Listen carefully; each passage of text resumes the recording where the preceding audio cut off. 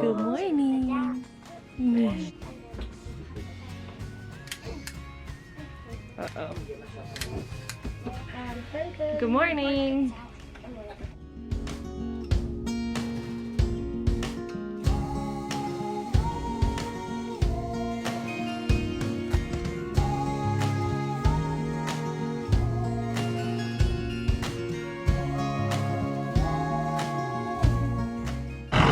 Love you too.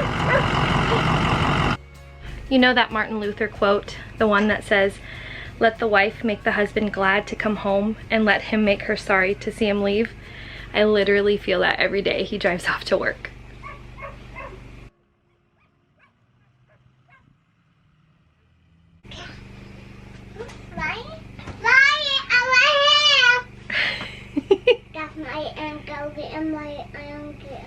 Molly and Scouty? Yeah.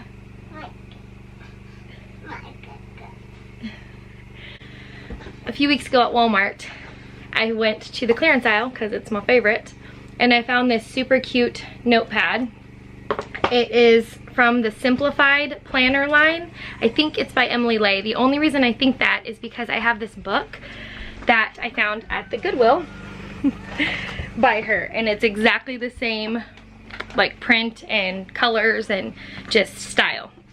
It looks exactly the same. I'm pretty sure it's from her line, and let me show you what it looks like. It's just a little flipped notepad with no dates on it. It just has the days of the week and blank lines, which is awesome. If you've been following us for long, you know that I typically use my kids' whiteboard. It's right behind me, that messy Melissa and Doug whiteboard, to just do like a brain dump, a list for my day. And so this is gonna take place of that, and it's cute and it's a tear off, and I love it, and I hope they come out with them next year because I only grabbed 2 of them. That's all they had left, and they were $3 each on clearance, and I'm really excited about them. I can menu plan on them, I can brain dump on them, and I just thought I'd let you guys know. Yeah, I don't know what she said, but I'll figure it out. But yeah, so these are cool. You guys should check them out. And see if your Walmart has them on clearance still. She wanted a banana. Jeez. So we didn't get all the things I needed to get done yesterday. So today I have a big kitchen day because we try and spend time with Brandon and do whatever things we need to do with him on the days he's off. So today is gonna be make all the things day. We're gonna make some yogurt, we're gonna make a big batch of mozzarella cheese and some elderberry syrup, and I have to get 2 loaves of bread made. That's sourdough that has been rising for a little bit too long.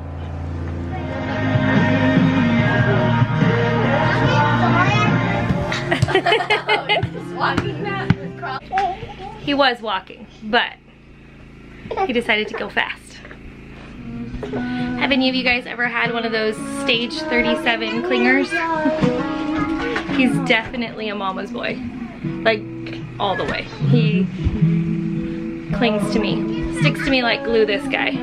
Watch out, people. Hey, good morning.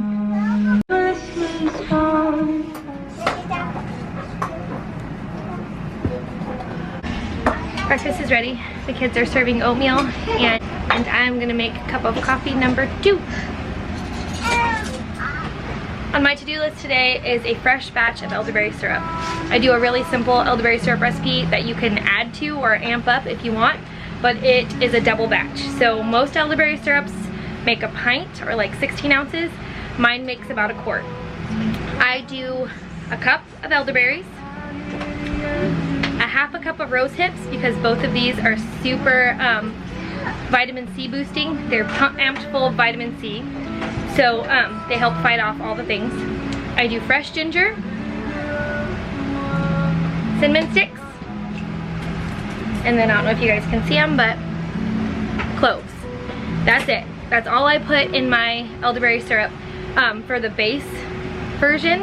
But I love to put echinacea or nettle if I have it. I don't have it right now, but adding those in, just a tablespoon into this batch of each, would be super helpful in fighting off any funky colds, flus, all that kind of stuff.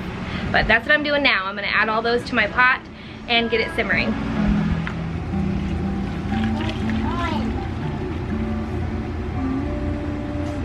I put all of those spices and goodies in about 6 or 7 cups of water, guessing here, and I simmer it all with the lid off for 45 minutes to an hour. Basically, we want to cut that liquid, simmer it down to half, reduce it to half. And we want to do it with the lid off because elderberries are actually toxic. So we want all that toxicity to evaporate out of them by way of steam, basically. So you start simmering it down slowly for 45 minutes to an hour. And then once that cools, you strain it cool enough to touch. You strain it through a cheesecloth, or I use one of these sieves, and you get the syrup out of it. And then you can add in your 1/4 to 1/2 cup of raw honey. You don't want to add your honey in while it's still super hot because you'll kill the beneficial properties in your raw honey. So you add in your honey once it's cool, and I'll show you that as soon as I get to that point. But you can also add in, with your honey, you can add in some essential oils. We often use a little bit of lemon, a little bit of orange for those beneficial properties as well. And so we add it in at the same point as our honey to not kill the beneficial properties in both the oils and the honey.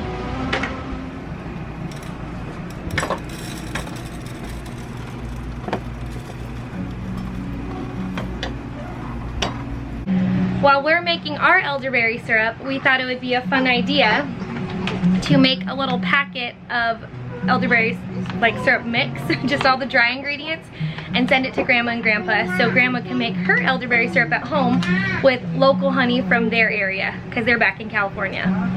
Just put all of those elderberries that you spilled in the bag too, because we need a full cup, so that's probably about the same. So hold the bag open and let somebody dump it. Okay, Emma, careful, you don't want to spill anymore. And then let's put all these in here, see, because it looks a little bit less. But Mom's probably right. Birdie. Almost. Don't put it in there. You can get 2 cinnamon sticks, 2 of these. You get 2 of these. In the measuring cup. Shiloh, get 10 of these out. Those are cloves. Get 10 cloves out. Emma, you're gonna put a 1/2 cup of rose hips in with Abby's full cup of elderberries, okay? Only 2. You put 1 in and Hattie puts 1 in. Good job, Hattie. Oh, those 2 broke, so that's 1. And then Good job, Hattie girl. Hey, mister, what are you doing while the girls are mixing? And water.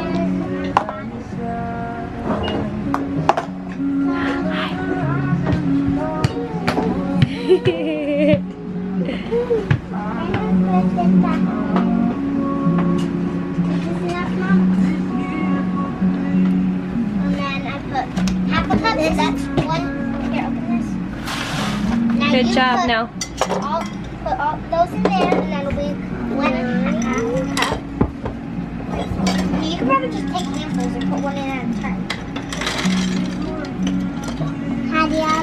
Good job, Emma. Okay, see? I got 10. I'll load it on your hand first. 1, 2. No, there's 10 of them. 7. That's okay, Abby. Just put them all in there.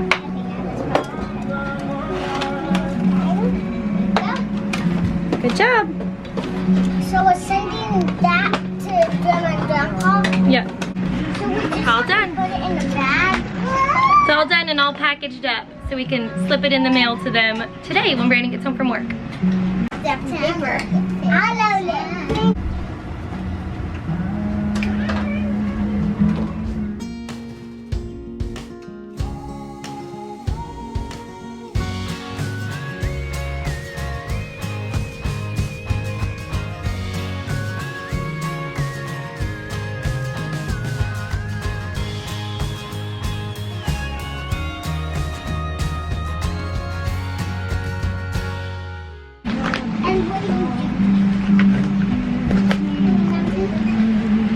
I usually have Brandon do that pouring step because obviously I made a gigantic mess. Cleaned it up twice. but that Lodge cast iron that I love to cook in is super heavy, so it's hard for me to pour. So Brandon usually does that for me. The elderberry syrup is all done, and so I'm just pressing the goodies down to get all of that goodness out. I just used an old honey container for our syrup. If I was making the smaller batch, I would use one of these cutie patooties because they have a smaller spout and they're easier to pour. But I made a double batch. So this is about the same size as a quart, maybe a little bit bigger. So yeah, I'm just gonna keep pressing that out, and then I'm gonna discard all of this to our chickens. Now that our elderberry syrup is all finished, I'm gonna let it cool and then add a half a cup of raw honey. I'm not gonna let it cool all the way. I still want it to be warm enough to melt the honey, but not hot enough to kill the good properties in the honey, the healing properties. Next up, it's yummy sourdough bread to go in the oven. While those 2 loaves of bread are baking, me and these kids are going to move some stuff around and get tidied up out here from our big move. Let me give you an idea of how we moved the RV. So we were over there, right by the water tank, right behind the freezer, and in front of the van. We moved over here. So this was the road that led down our track, and this is our garden. So now we're on the side of the garden where we were on the front. While we're talking about gardens, I'm such a new gardener, and I know that we're supposed to have a south-facing garden, but I don't even know how to figure that out. I should probably Google it and read a few more books. But since we're gonna have to put in a new garden anyways, because the barn is gonna go pretty much where half of the garden is, I gotta figure out where a south-facing garden would go on our property.